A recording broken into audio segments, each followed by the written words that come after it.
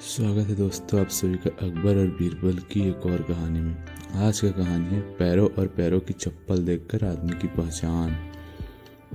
बीरबल बहुत नेक दिल का इंसान थे। वह सदैव दान करते रहते थे और इतना ही नहीं, बादशाह से मिलने वाले इनाम को भी ज़्यादातर गरीबों में और दीन दुखियों में बांट देते थे। परंतु इसके बावजूद भी उनके पास धन की कोई कमी न थी।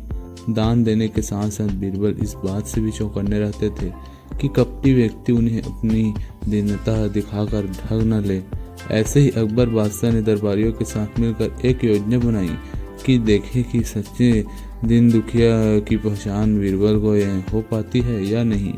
बादशाह ने अपने एक सैनिक को वेश बदलाकर दिनहीन अवस्था में बीरबल के पास भेजा कि अगर वह आर्थिक सहायता के रूप में बीरबल से कुछ ले आएगा तो अकबर की ओर से उसे इनाम मिलेगा। एक दिन जब बीरबल पूजा पाठ करके मंदिर से आ रहे थे तो भेष बदलते हुए सैनिक ने बीरबल के सामने आकर कहा, हुजूर दीवान, मैं और मेरे 8 बच्चे हैं जो 8 दिनों से भूखे हैं। भगवान का कहना है कि भूखों को खाना खिलाना बहुत पुण्य का कार्य है। मुझे आशा है कि आप मुझे कुछ दान देकर अवश्य ही पुण्य कमाएंगे।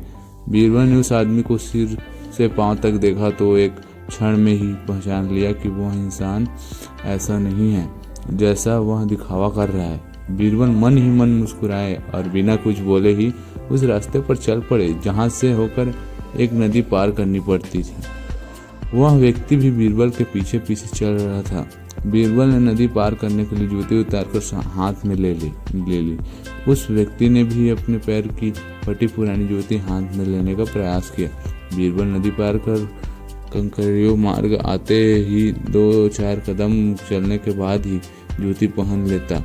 बीरबल यह बात भी गौर कर चुके थे कि नदी पार करते समय उसका पैर धुलने के कारण वह व्यक्ति और भी साफ सुथरा, चिकना, मुलायम, गोरी चमड़ी का दिखने लगा था। इसलिए वह मुलायम पैरों से कंकरीले मार्ग पर नहीं चल सकता था। दीवान जी, दीन की पुकार आपने सुनी नहीं, पीछे आ रहे व्यक्ति ने कहा। बीरबल बोले, जो मुझे पापी बनाए मैं उसकी पुकार कैसे सुन सकता हूँ। क्या कहा? आप मेरी सहायता करके पापी बन जाएंगे? हाँ, वह इसलिए कि शास्त्रों में लिखा है कि बच्चे का जन्म होने से पहले भगवान उसके भोजन का प्रबंध करते हुए उसकी माँ के स्तनों में दूध देता है, उसके लिए भोजन की व्यवस्था भी कर देता है। यह भी कहा जाता है कि भगवान इंसान को भूखा उठाता है मगर भूखा सुलाता नहीं।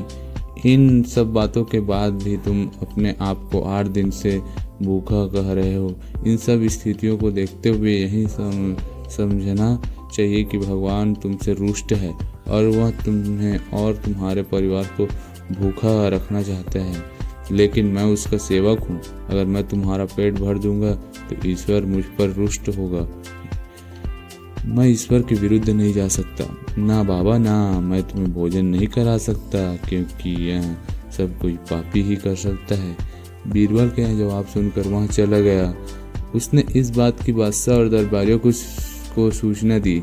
बादशाह अब यह समझ गए कि बीरबल ने उसकी चालाकी पकड़ ली है। अगले दिन बादशाह ने बीरबल से पूछा, बीरबल, तुम्हें धर्म कर्म की बड़ी चर्चा है, पर तुमने कल एक भूखे को निराश ही लौटा दिया, क्यों? अल्लाह पनाह, मैंने किसी भूखे को नहीं बल्कि एक ढोंगी को लौटा दिया था, और मैं यह बात भी जान गया हूँ कि ढोंगी आपके कहने पर मुझे बेवकूफ़ बनाने आया था। अकबर ने कहा, बीरबल, तुमने कैसे जाना कि यह वाकई भूखा न होकर ढोंगी है? उसके पैरों और पैरों की चप्पल देखकर यह सच है कि उसने अच्छा भेष बनाया था, मगर उसके पैरों की चप्पल कीमती थी। बीरबल ने आगे कहा, माना कि चप्पल उसे भीख में मिल सकती है, पर उसके कोमल मुलायम पैर तो भीख में नहीं मिले थे, इसलिए कंकड़ की गड़न सहन न कर सके। इतना कहकर बीरबल ने बताया कि किस प्रकार उसने उस मनुष्य की परीक्षा लेकर जान लिया कि उसे नंगे पैर चलने की भी आदत नहीं, वह दरिद्र नहीं बल्कि किसी अच्छे कुल का खाता कमाता पुरुष है। बादशाह बोले, क्यों न हो, वह मेरा खास सैनिक है। फिर बहुत प्रसन्न होकर बोले, ये सचमुच बीरबल, माँ बदौलत तुमसे बहुत खुश हुए। तुम्हें धोखा देना आसान काम नहीं है। बादशाह के साथ साजिश में शामिल हुए सभी दरबारियों के चेहरे बुझ गए। तो दोस्तों कैसा लगा आपको कहानी अच्छी लगी तो लाइक एंड सब्सक्राइब जरूर कीजिएगा।